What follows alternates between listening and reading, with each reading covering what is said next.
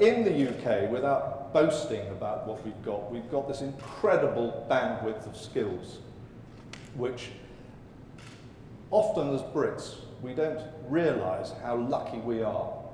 And I think the wonderful thing about people I come across in Britain is how prepared we are to share it with other people, and how prepared we are to share it with our friends. And that's why I delight in this first Caspian conference, because Azerbaijan have become friends, are friends, they're very critical, you are very critical to our prosperity going forward. We have worked with you through the oil business, and I take the words of your president, through the black gold business, and we don't want him to stop the black gold business because that stops British oil businesses from continuing to help and work within Azerbaijan. But we do believe we're in an unrivaled position to work with you and transfer our skills in what he calls human gold, because we believe we've got a bandwidth of skills which we can share with you. And it's not just sharing those skills, but it's investing in the country where you're transferring those skills to.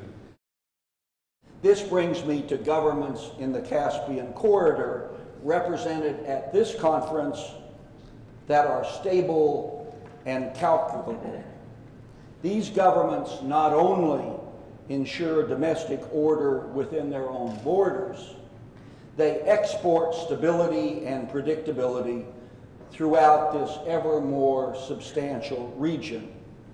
In this respect, the leaders of these governments, beginning with President Aliyev in Azerbaijan, get far too little credit abroad for their critical contribution to international peace and security. For the UK and other European countries, the region is worth a look beyond the energy riches it enjoys. Both governments and the private sector could profitably engage with the region on wider matters, and not least because others will be doing so otherwise. The shifting nature of power today, I think, gives opportunities to the states of the Caspian corridor. In the more egalitarian world we now inhabit, fleet-footed smaller states in many different regions can gain more attention for themselves. The opportunities for small powers to cut a dash on the world stage are actually increasing because of the diffusion of power, but also because of the many different forms that power takes. There is military power, diplomatic power, economic power, financial power, market, people, reputational, and idea power. If there is a balance of power today in this world, it's the balance between these different types of power. These are the trends of which the UK and other Western countries and businesses need to take note. As one of today's sessions will discuss, it is perhaps better to see the Greater Caspian region as similar in economic potential and eventual strategic extroversion as the young states of the Gulf Cooperation Council.